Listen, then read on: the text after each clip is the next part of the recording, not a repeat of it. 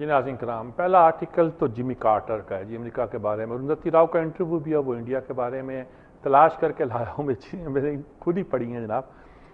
Jimmy Carter ने लिखा है कि जी अमेरिका जो है अपने ह्यूमन राइट्स की जो वायलेशन कर रहा है वो अपनी भी ऐसी तैसी कर रहा है। बड़ा पहला फिक्र है, the United State is abandoning its role as the global champion of human rights.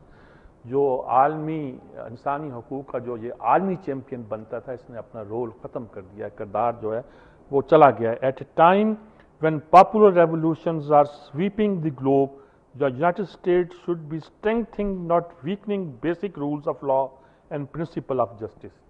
इसमें दो चार बातें हैं। गुंतलम्मा बे बना रखी है आपने, और बहुत सी जगहों पर आप वाटर बोर्डिंग से लोगों को कराते हैं, मुकदमे नहीं चलाते, और सबसे बड़ी बात है कि ड्रोन अटैक करते हैं, और ड्रोन अटैक के ज़रिए से आप बंदों को मारते भी हैं, मासूम शहरियों को मारते भी हैं, और उससे वो आप टेररिस्ट को जन्म देते हैं। उससे आप यकीनी तौर पर आप ऐसे लोगों को जन्म देते हैं। और इसमें बहुत तफसील के साथ जी, बड़ी क्लियरिटी के साथ उन्होंने कहा 48 में जब ये इफेक्ट है, 48 में जब यूएनओ में ये ह्यूमन राइट्स बिल पेश हुआ था तो अमेरिका ही की मदद से पेश हुआ था। बल्कि कुछ लोगों का तो कहना है कि एक ही इसका आथर है जिसने वो बनाया था, जिसने ये बनाया था, बल्कि अमेरिकन जो ह्यूमन राइट्स का है वो उसका ये कुछ लोगों ने कहा कि एक तरह का चरबा है।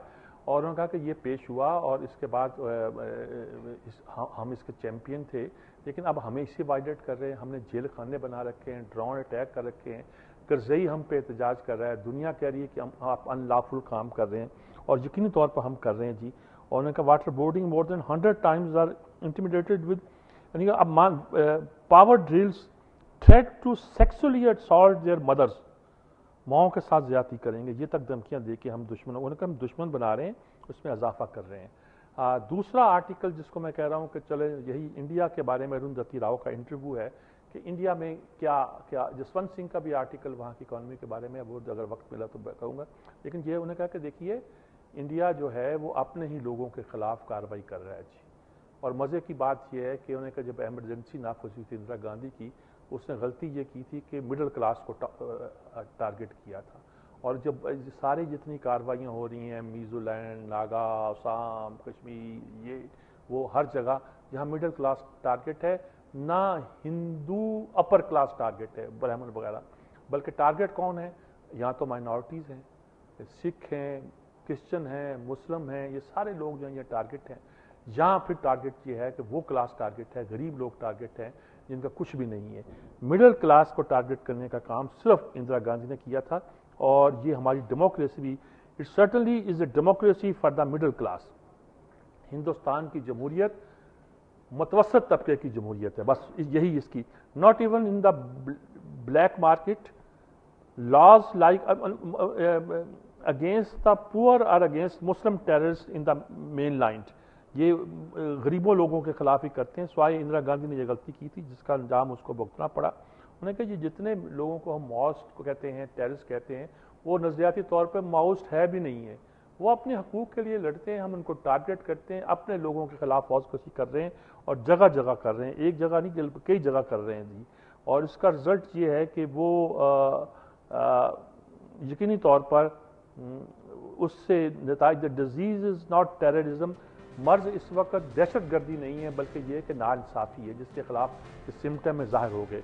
तो अरुंधति राव, जिमी कार्टर, ये अपने अपने माशरों पर जिसकी बहुत तारीफ़ें हम पाकिस्तान में करते थकते नहीं हैं, उनकी खराबियाँ बुराइयाँ जो वो गिनाते हैं। अच्छा, ये एक आर्टिकल और rise for the people of Egypt, मिस्र के लोग जो हैं वो अब उठ खड़े हुए हैं वगैरह, है ना। जिसमें मसला ये, उन्हें क्या जी बहुत से लोगों को ये अफवान वगैरह से बड़ी परेशानी है और तराज़ है कि ये आ जाएंगे, ये करेंगे। उन्हें कहा देखिए आइन तो बना नहीं, वो कहते हैं हमारा चार्टर कुरान है। उन्हें हो कुरान को चार्टर बना रहे हैं और आइन को नहीं बनाते। वैसे आइन तो भी बना नहीं है, लेकिन ये सूरत हाल जो है इससे लोगों को डर भी आता है और लगता है जी।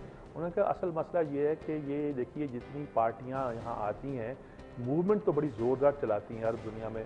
मसलन बास पार्टी आई है शाम में भी और इराक में, हालांकि वो लेफ्टिस्ट पार्टियाँ थी, यहाँ हमास आई है, यहाँ अल-फतह आई है।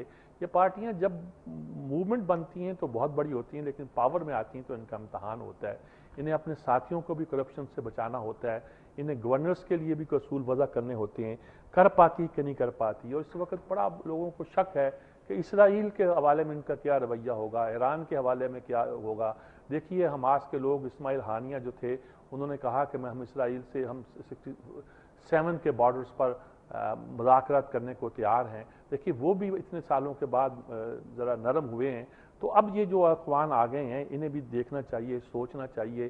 ان کے کچھ لوگوں کا خیال ہے کہ القاعدہ اسی سے پھوٹی ہے اور القاعدہ کے لوگ یہیں سے گئے ہیں۔ دیکھیے یہ سارے لوگ جو ہوتے ہیں بنیادی طور پر تو سارے یہ اپنی فطرت کے لحاظ سے واپس پلٹنا چاہتے ہیں اپنے اصولوں کے مطابق۔ جب آپ ان کے راستے میں رکاوٹ ڈالتے ہیں، میں نے کہا کرتا ہوں پولیٹیکل اسلام پھر ریڈیکل اسلام بنتا ہے، ریڈیکل اسلام کو پھر آپ فنڈامنٹلزم کہتے ہیں، پھر فنڈامنٹلزم کو آپ ایکسٹریمزم کہتے ہیں، پھر ایکسٹریمزم پھر ٹیررزم میں کنورٹ کرتے ہیں۔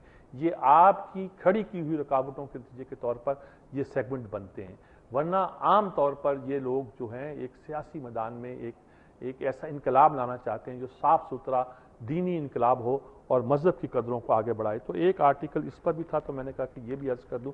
وہ جسونت سنگھ کا سرسی سے میں تذکرہ کر دیتا ہوں جی، انہوں نے Asia's economic woes are of its own making, انہوں نے کہ ایشیا میں جو اکنامکس پرابلم پیدا ہو رہا ہے یہ اپنا ہمارا کیا ہوا ہے، یہ مغرب کی جو ایک آ رہی اس کا نہیں، ہماری ترقی بھی رک گئی ہے، لیکن کوئی بات نہیں، چین کی بھی رک گئی ہے۔ انہوں نے کہا ویتنام میں یہ ہو رہا ہے پرابلم، فلان جگہ جو ہو رہا ہے تمام ملکوں کا گرایا ہے۔ انہوں نے کہ ایشیا میں یہ جو سارے مسائل پیدا ہو رہے ہیں یہ ایک ڈفرنٹ طرح سے اور حوالے سے اس کو دیکھنا چاہیے اور اس کو اسیس کرنا چاہیے جی۔